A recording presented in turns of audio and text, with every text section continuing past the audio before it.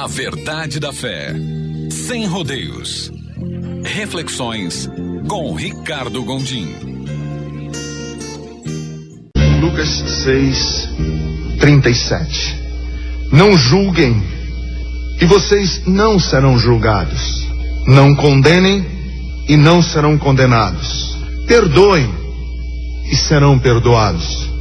Deem, e lhes será dado. Uma boa medida, calcada, sacudida e transbordante será dada a vocês. Pois a medida que usarem também será usada para medir vocês. Jesus fez também a seguinte comparação: pode um cego guiar outro cego? Não cairão os dois no buraco? O discípulo não está acima do seu mestre, mas todo aquele que for bem preparado será como o seu mestre. Por que você repara no cisco que está no olho do seu irmão e não se dá conta da viga que está em seu próprio olho? Como você pode dizer ao seu irmão: irmão, deixe-me tirar o cisco do seu olho, se você mesmo não consegue ver a viga que está em seu próprio olho? Hipócrita, tire primeiro a viga do seu olho, e então você verá claramente para tirar o cisco do olho do seu irmão. Quando eu leio esse texto de Jesus, capítulo 6, duas reações acontecem dentro de mim. Uma é de estranheza, outra é de achar interessante. Quer dizer, eu acho estranho e interessante ao mesmo tempo o texto que leio. Primeiro, eu acho estranho porque eu fico pensando assim: por que é que Jesus está preocupado em nos ensinar a viver bem na terra? Porque se você prestar atenção, o que ele está fazendo aqui, esse texto que nós lemos, é sobre como é que a gente vive aqui na terra, com o nosso próximo. Isso que eu acho estranho, porque a gente tem a priori a ideia de que a missão de Jesus foi nos preparar para ir para o céu, não é? Isso a gente aprende. Aliás, essa é a tese de toda a religião, é o discurso de toda a religião. Qual é o discurso de toda a religião? O discurso de toda a religião é o seguinte: nós temos o bilhete que lhe garante o céu. Não importa se é católico, se é espírita, se é budista, se é islâmico, se é protestante, se é evangélico, se é toda a igreja. O discurso de toda a igreja é o seguinte: você quer ir para o céu? Eu tenho um bilhete, eu tenho o caminho que diz para você como é que você chega lá. Ora, se essa é a plataforma de toda a igreja e de toda a religião, por que é que Jesus, no principal sermão dele, não fala do céu, ele fala da terra? Eu acho estranho. E eu acho interessante, porque Jesus está, na verdade, querendo ensinar os discípulos a viverem bem aqui na terra. Como é que vocês vivem bem? Não julguem, não condenem, perdoem. Então, parece, o texto não diz com clareza, mas está implícito, que uma coisa é o texto dizer claramente e outra coisa é estar implícito. Está implícito no texto que o que Jesus está querendo nos ensinar é o seguinte: se você quer ir morar no céu, você tem que aprender a viver bem aqui na terra. Aliás, os bons cidadãos do céu são os bons cidadãos da terra. Então, é como se ele estivesse dizendo assim: aprenda a viver bem aqui, que lá o seu lugar está garantido. Não se preocupe que você chega lá. É isso que ele está querendo ensinar. Aprenda a viver bem aqui, com o próximo, que você vai viver bem lá. As coisas se garantem por si só. Como é que isso está implícito no texto? Quando ele diz assim: não julguem, não se preocupe que lá você não vai ser julgado. Não condene, que lá você não vai ser condenado. É como se ele estivesse dizendo assim: aprenda a viver bem aqui, que lá eu garanto. Porque, na verdade, a nossa grande tarefa não é empurrar a vida com a barriga, vivendo male-male e esperando o céu chegar. Isso não é a tarefa da religião. Quer dizer, é essa a tarefa da religião. As religiões fazem isso. Sua vida é uma desgraça, é miserável. Então é o seguinte: aguenta firme aí que a gente tem o bilhete e lá vai ser bom. Jesus disse: não, aprenda a viver bem aqui, que lá as coisas acontecem. Por quê? Porque o grande problema nosso de vida é convivência. 90% dos nossos problemas, se você tirar as doenças físicas que a gente adquire e desastres, terremoto, furacão, você tirando os problemas físicos e os problemas acidentais, todos os nossos problemas são de convivência.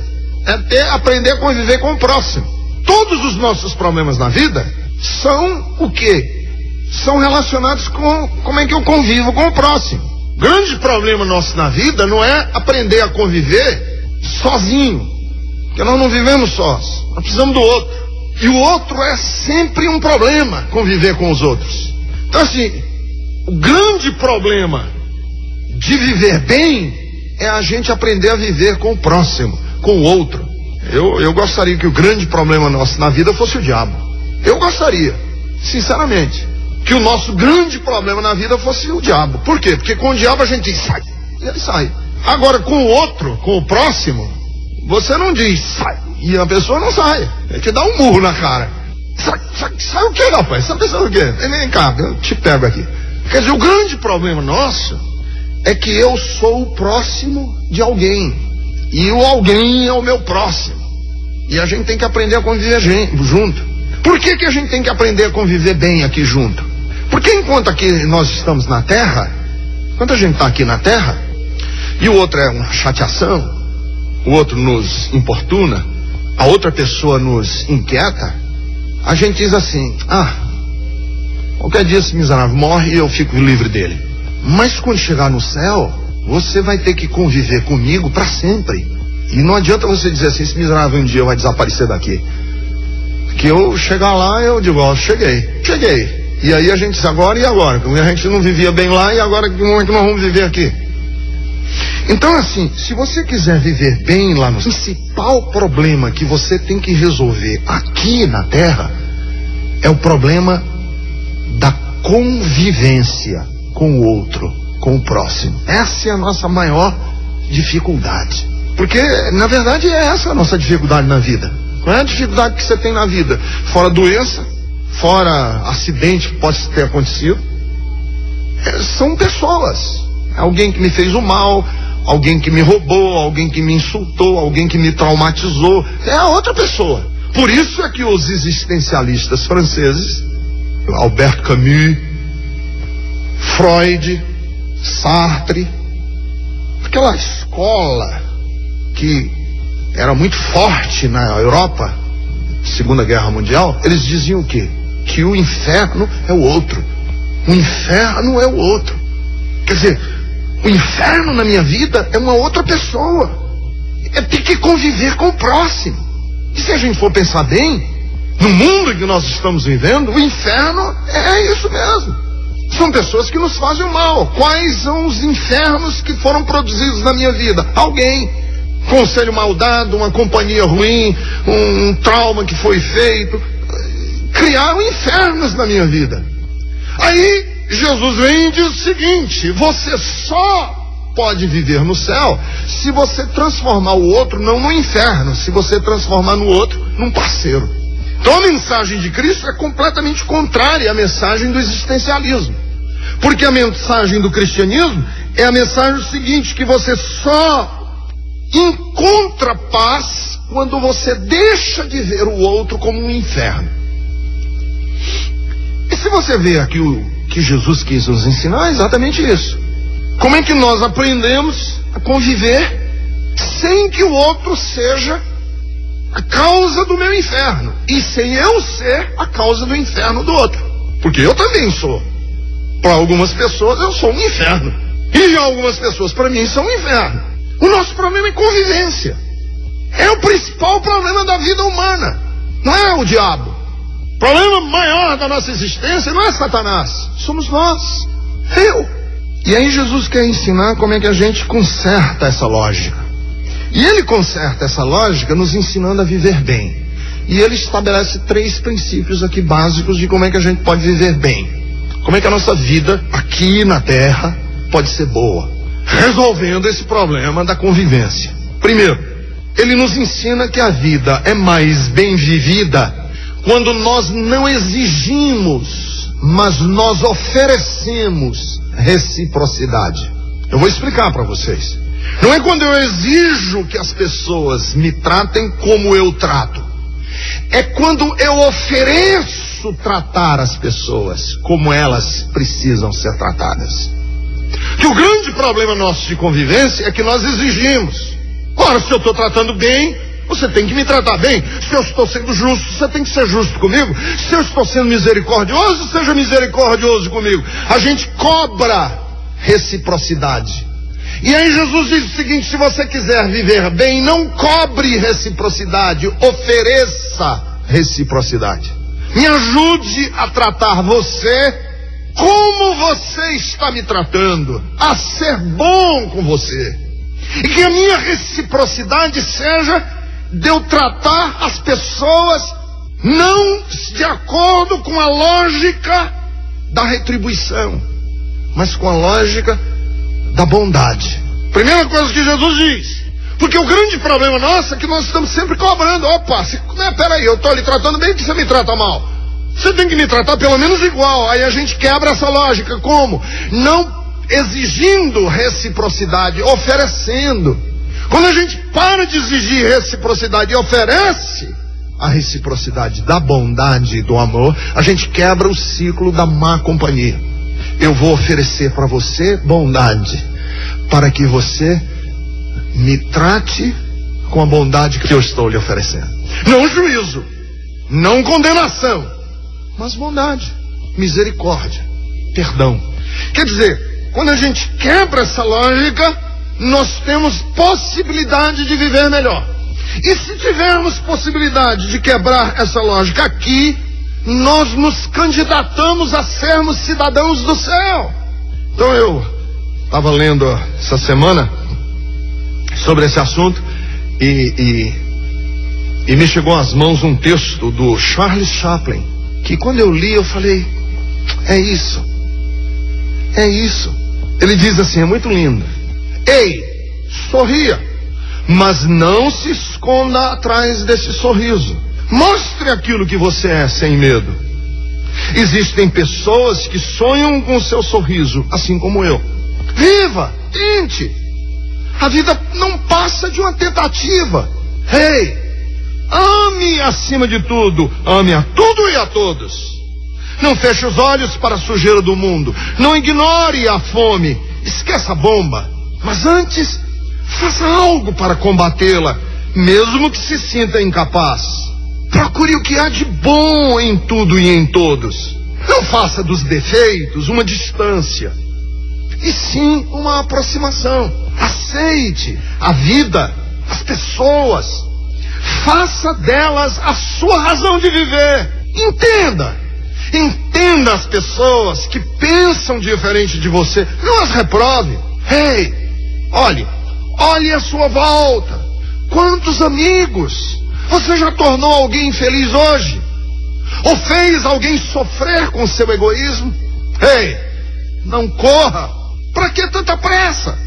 Corra apenas para dentro de você. Sonhe, mas não prejudique ninguém e nem transforme seu sonho numa fuga. Acredite, espere. Sempre haverá uma saída. Sempre brilhará uma estrela. Chore, lute. Faça aquilo que gosta.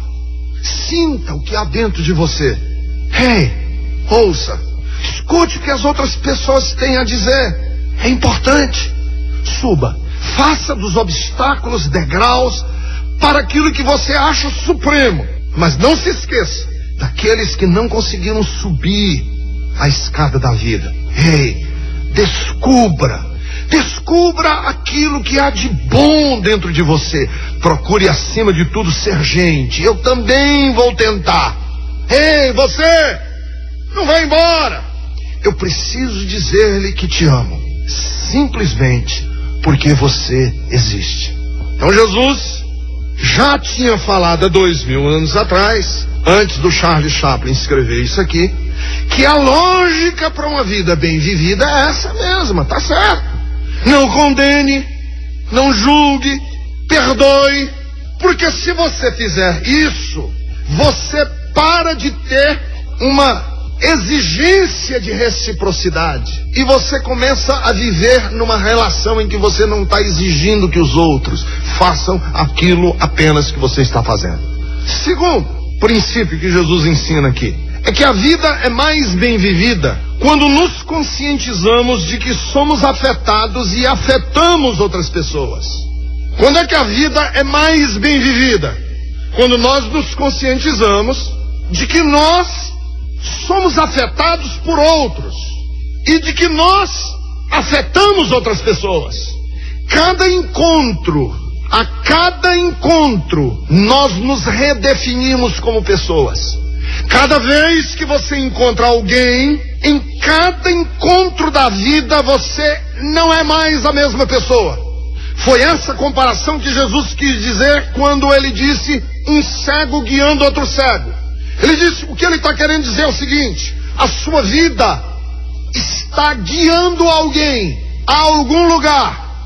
É assim, como se nós fôssemos um cometa passando pela vida. Nós somos um cometa que vem e passa rapidamente pela vida. E nessa passagem tem uma cauda. Todo cometa tem uma cauda. Essa cauda está atraindo pessoas. Você está atraindo gente. Todo mundo está. E as pessoas estão indo no rumo que você está indo. Você está influenciando alguém.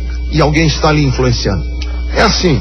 Não há uma pessoa que não seja afetada por outra pessoa, seja transformada por outra pessoa, e não há uma pessoa e que esteja me acompanhando por essa mensagem gravada que não esteja modificando alguém. Você está sendo modificado por alguém e você está modificando alguém. Todo mundo.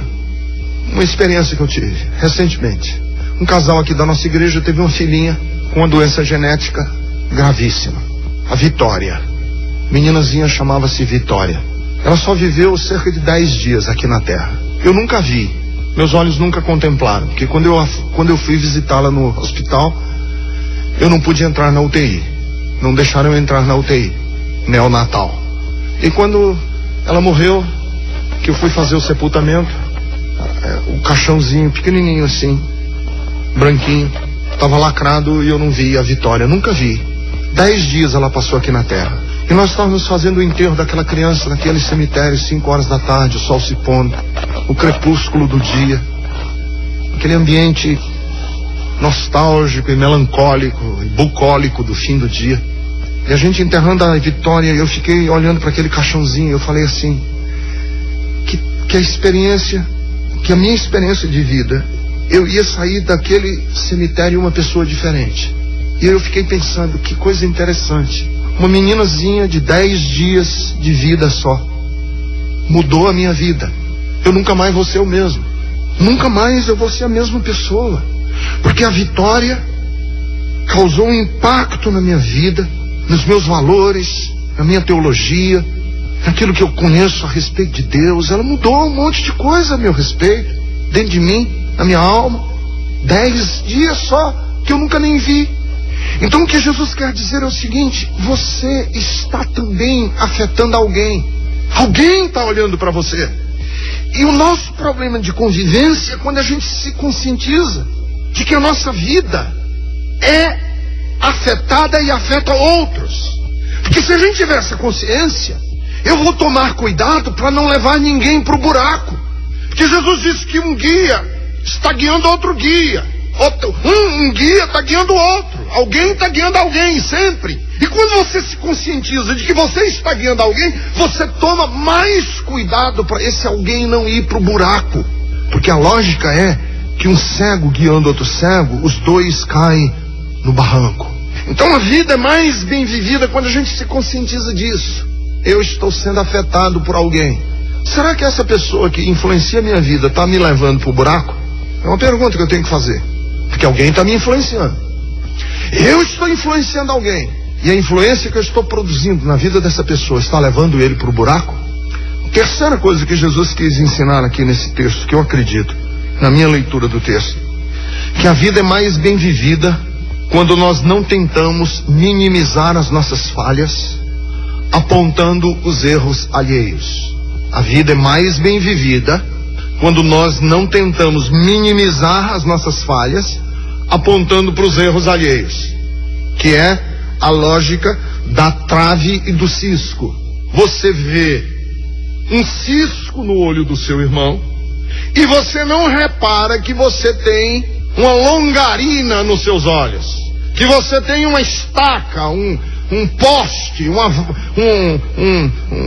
uma trave, que você tem nos seus olhos uma viga. Texto aqui da NVI chama de viga. Tem uma viga nos olhos. Agora é interessante que o olho, quer dizer, o cisco e a viga é só uma questão de perspectiva. É assim, todo mundo tem trave nos olhos. Só para vocês entenderem, todo mundo tem uma trave, tem uma viga nos olhos. Só que, por causa da distância, a sua viga parece para mim como um cisco. E a minha viga parece para você como se eu tivesse com um cisco. Aí Jesus diz assim, porque é uma questão de perspectiva, entenderam? Perspectiva, uma coisa longe fica pequenininha. Quem já andou de avião e olhou lá de cima os carrinhos, lá de cima do avião você vê as casinhas bem pequenininhas, vê o carrinho passeando bem pequenininho, nem vê gente. Que é uma questão de perspectiva. Uma trave bem longe, ela fica do tamanho de um cisco. E um cisco bem pertinho fica do tamanho de uma trave, entenderam? Então todo mundo tem trave. E o problema nosso é o seguinte, é que ninguém está cuidando da sua própria trave, está todo mundo se preocupando com a trave do outro. Só que a trave do outro, por causa da distância, para mim é um cisco. Todo mundo tem trave nos olhos. O problema nosso é que ninguém quer ver a sua própria. Está todo mundo se preocupando com a do outro.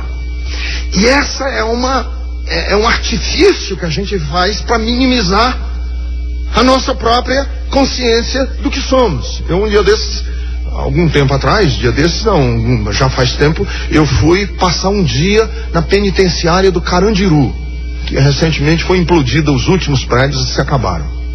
E andando lá pela penitenciária do Carandiru, eu aprendi algumas coisas interessantes lá. Primeiro que eu vi que preso não se refere ao crime pelo crime, ele se refere ao Código Penal.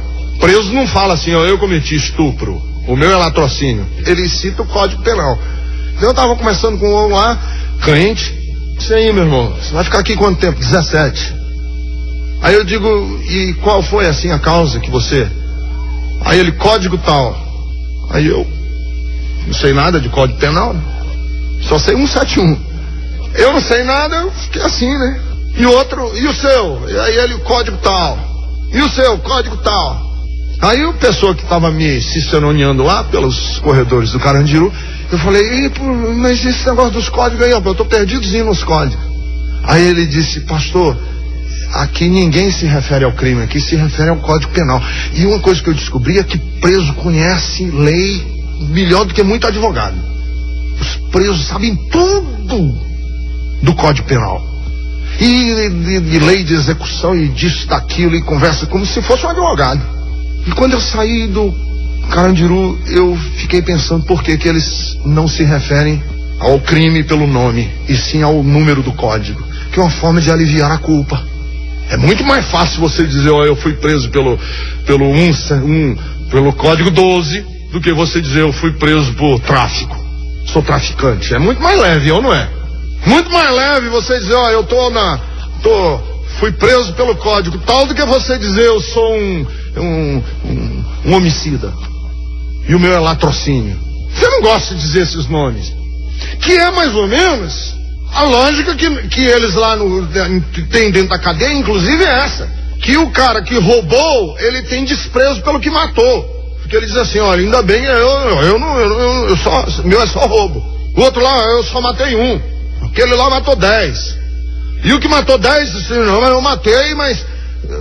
Assim, matei não, doutor. Matei não, só enfiei a faca, porque quem mata é Deus. Não é que ele diz assim, matar não é tão ruim. Ruim é o que praticou o latrocínio, estupro seguido de morte. Quer dizer, eles escalonam entre eles quem é mais perverso do que o outro. Aí quando eu saí de lá, eu pensei, nós fazemos a mesma coisa. E é isso que Jesus denuncia aqui. Nós fazemos a mesma coisa. A gente fica olhando o defeito do outro e dizendo assim, ainda bem que o meu não é tão ruim assim. Eu, pelo menos, não faço isso que ele fez. Eu, pelo menos, não faço aquilo que ele fez. O meu é um códigozinho leve, o dele é um códigozão aí dele. É a questão da trave e do cisco. É a questão de você não querer ver.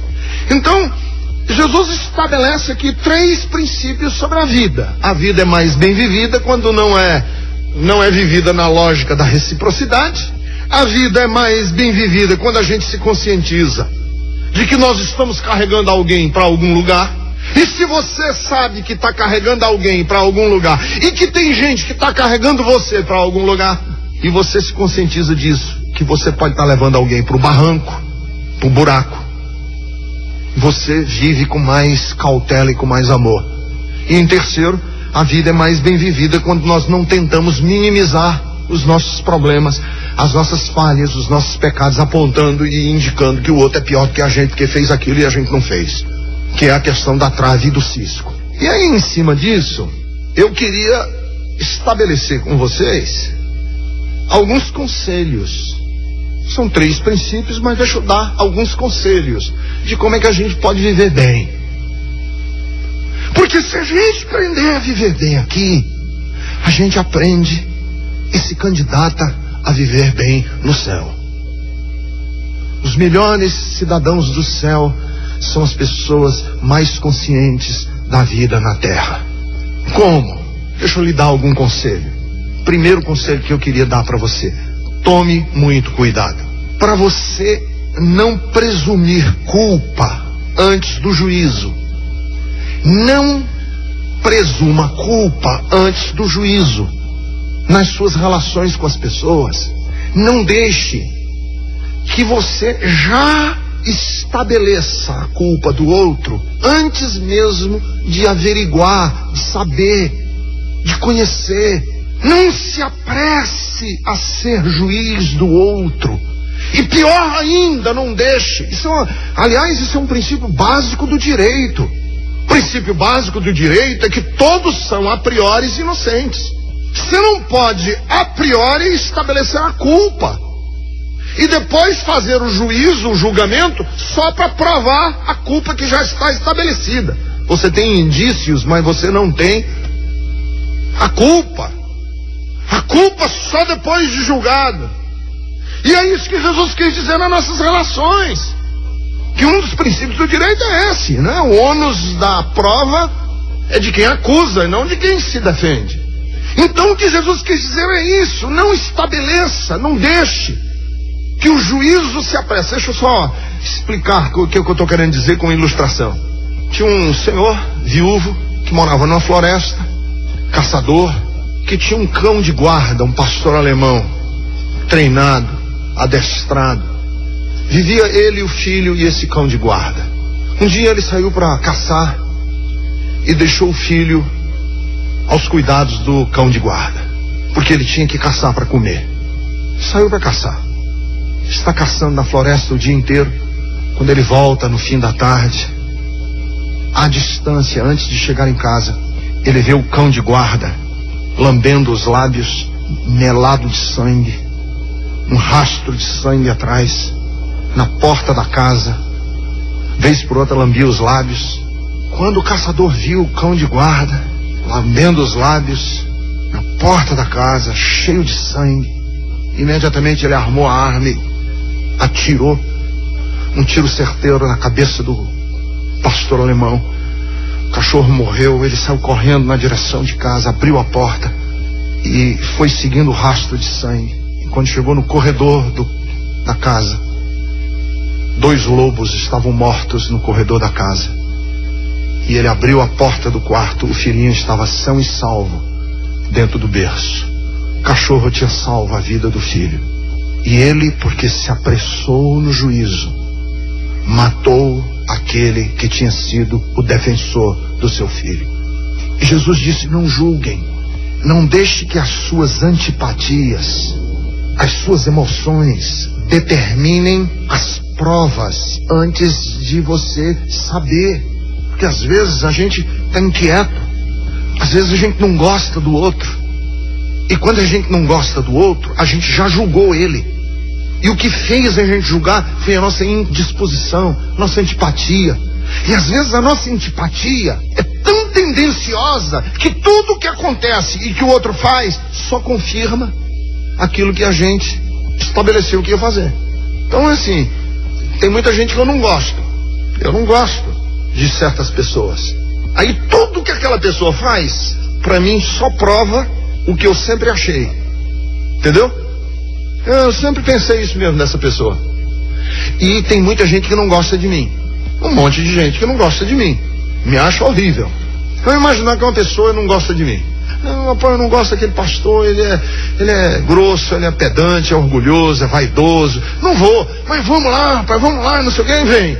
Com o coração, quero saber desse cara.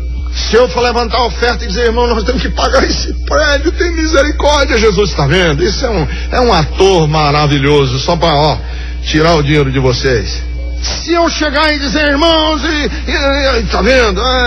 Tudo que eu fizer, se eu elogiar a Ponte Preta, ele vai dizer, tá vendo? É um diplomata, corintiano que elogia Ponte Pretano não pode prestar. Tudo que ele fala, não adianta.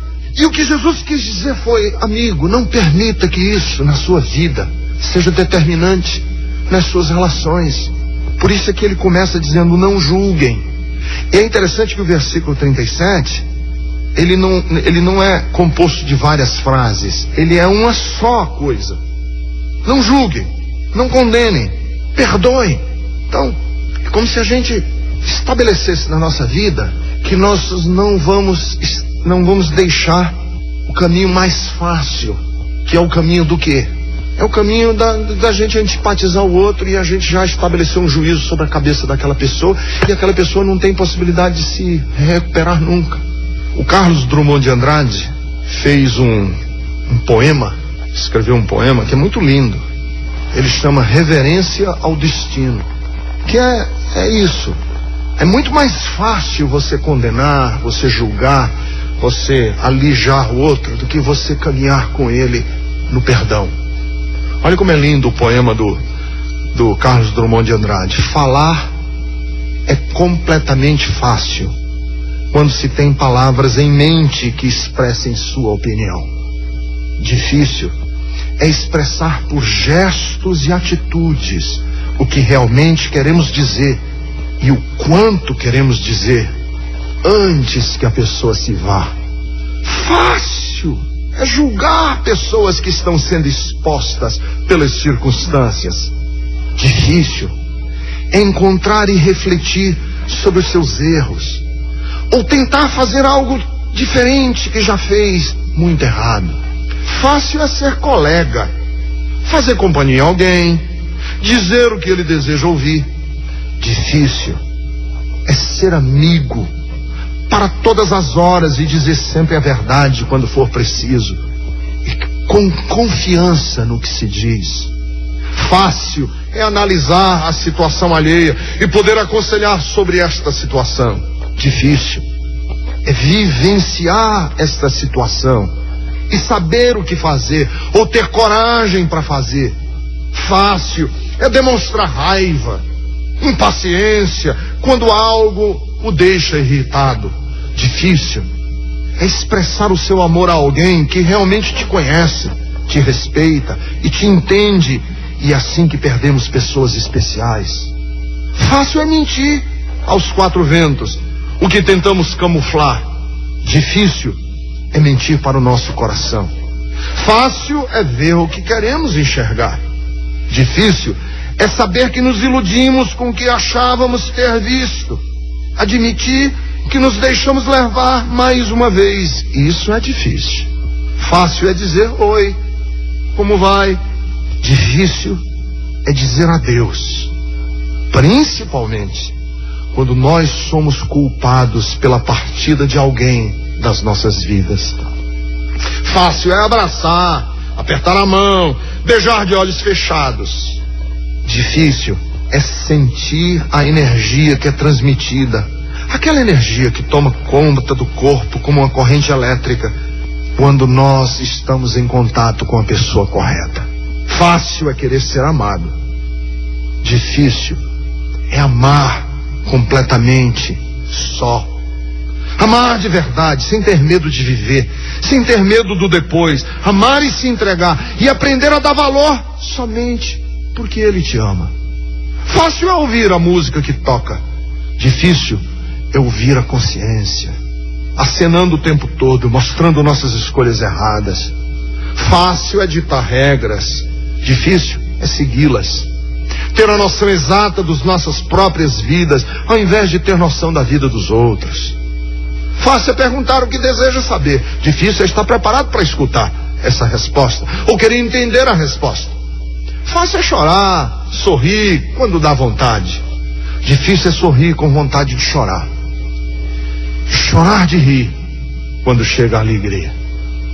Fácil é dar um beijo, difícil é entregar a alma, sinceramente, por inteiro. Fácil é sair com várias pessoas ao longo da vida. Difícil é entender que pouquíssimas delas vão te aceitar como você é e te fazer feliz por inteiro. Fácil é ocupar um lugar na caderneta telefônica do outro. Difícil é ocupar o coração de alguém, saber que se é realmente amado. Fácil é sonhar todas as noites, difícil é lutar por um sonho. Eterno é tudo aquilo que dura uma fração de segundo, mas com tamanha intensidade que se petrifica e nenhuma força jamais o resgata. Tome muito cuidado, meu irmão, porque é fácil. E aí agora sou eu que estou falando, não é mais o Drummond. É fácil a gente julgar e apontar o dedo, mas é muito difícil a gente participar do processo de perdão e de reconstrução de uma vida. E Jesus tinha razão.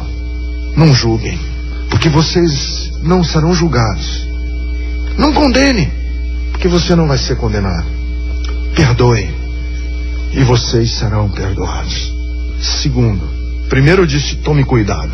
Segundo, lembre-se que as pessoas são mais inclinadas a retribuir afetos do que ódios. Se eu lhe der ódio, o que eu recebo é ódio. Se eu lhe der amor, eu recebo amor multiplicado. Porque as pessoas, quando pagam de volta, eles pagam de volta com mais alegria o que é bom do que o que é ruim. E Jesus diz isso no versículo 38. E por muito tempo eu usei o versículo 38 com respeito a negócio de prosperidade, de dinheiro. Dai e dar-se-vos-á, boa medida, recalcada, sacudida e transbordante. E aí, quando eu estava estudando esse texto essa semana, eu falei, meu Deus, como é que pode? Por tantos anos eu usei esse texto com negócio de dinheiro, de dar para receber. E o que Jesus diz, dai e dar-se-vos-á, ele está falando do quê? Dai e dar-se-vos-á o quê? Basta a gente ler o versículo anterior. Qual é o contexto? Dai e dá o quê? Para você receber de volta. Não julgue, não condene.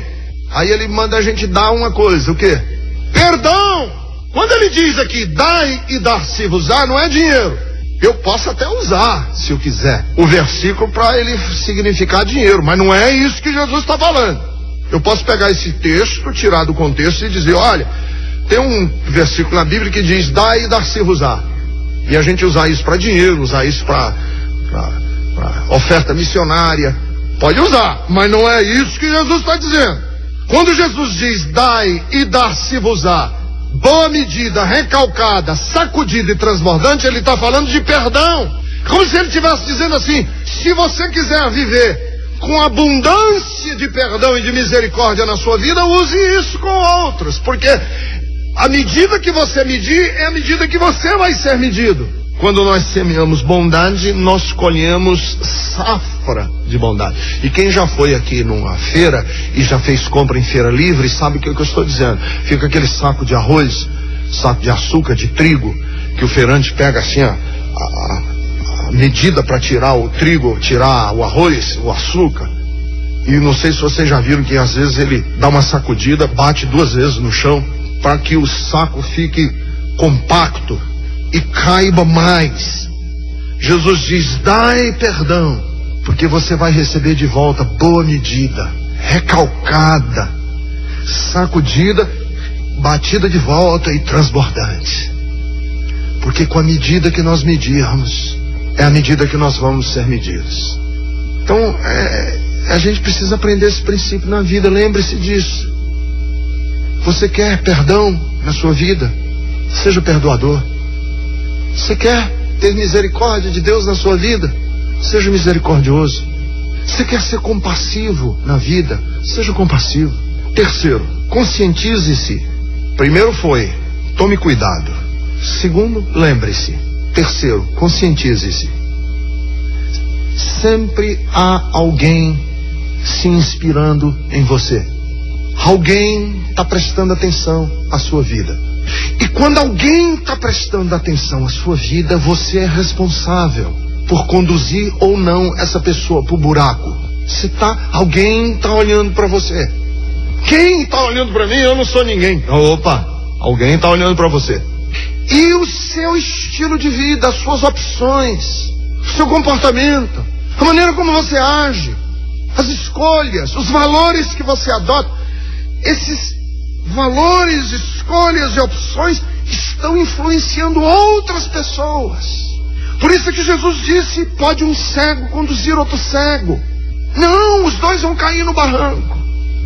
Alguém no seu prédio, alguém com quem você conviveu, está com você na memória, está guardando você lá dentro do coração e está dizendo assim: fulano de tal foi uma inspiração na minha vida.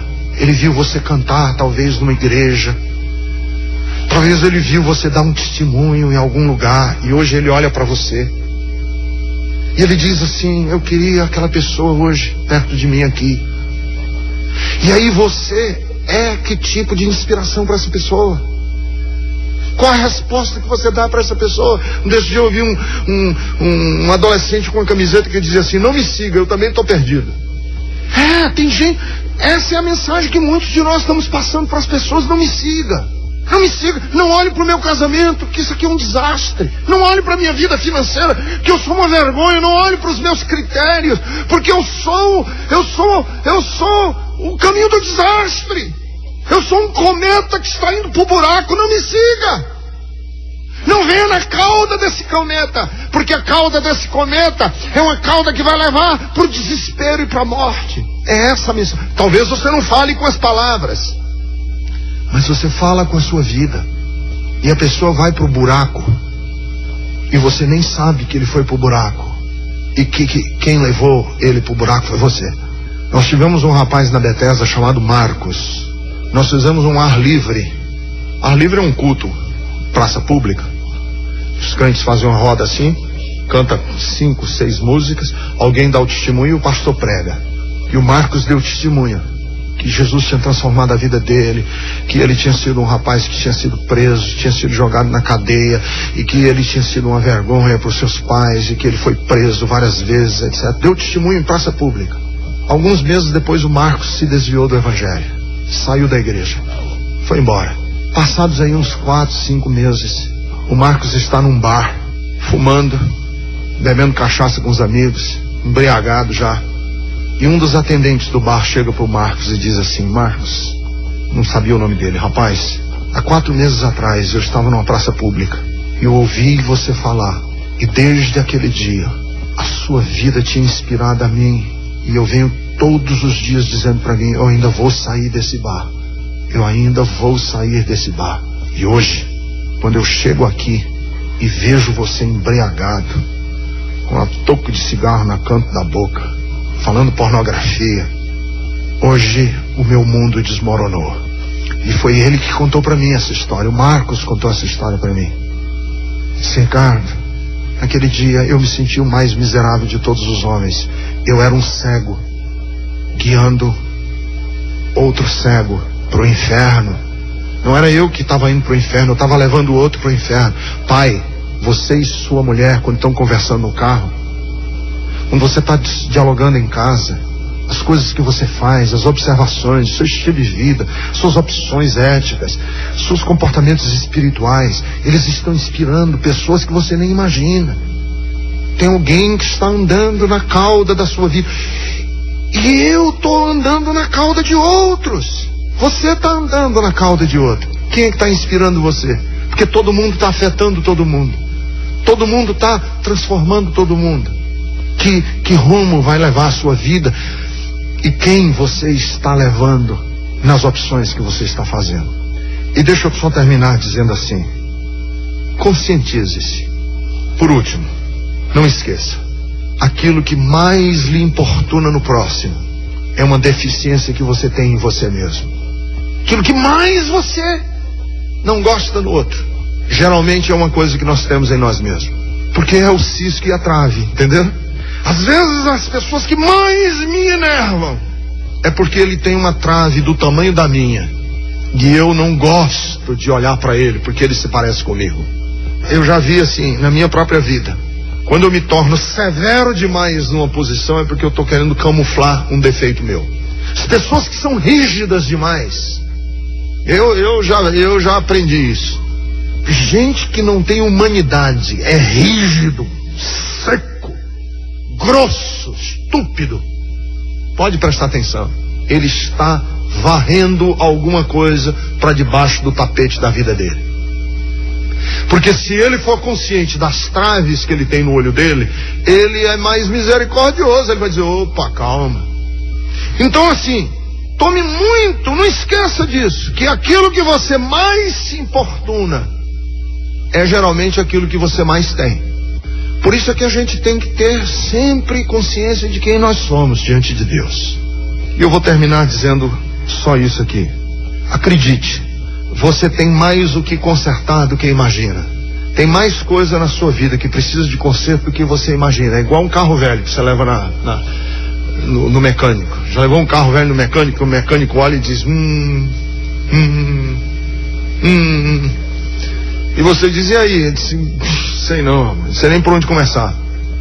Um dia desses eu fui fazer um exame de rim, e aí me deitei lá, o médico pegou lá da ultrassonografia e foi passando aqui, meus rins aqui, pra fazer um exame, pra saber como é que estavam os meus rins.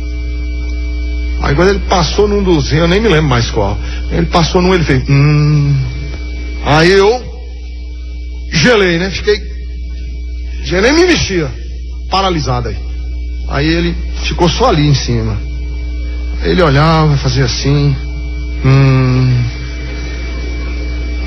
Eu digo: rapaz, esse teu tá me matando, fala alguma coisa, me ajuda. Aí ele disse: não, tem um pequeno cisto aqui, mas é um achado de exame, não se preocupe não. Aí Deus, quando passa a máquina de ultrassonografia na gente, ele faz é por todo lado. Todos nós temos isso. Eu tenho muita coisa que precisa ser consertada na minha vida, irmãos. Eu sou um projeto inacabado de Deus, sou mesmo. Eu não estou dizendo isso com demagogia, não. Não estou dizendo isso com demagogia, não. Porque às vezes eu chego na presença de Deus e digo: Senhor, eu já andei tanto contigo, Senhor. Só que eu prego o evangelho já faz 30 anos.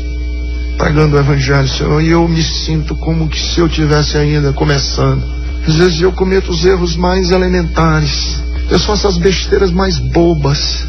Às vezes eu sou um projeto inacabado de Deus. O que é que eu tenho de tão especial para ficar apontando o dedo no cisco do olho dos outros, se eu sou tão carente de Ti, Senhor?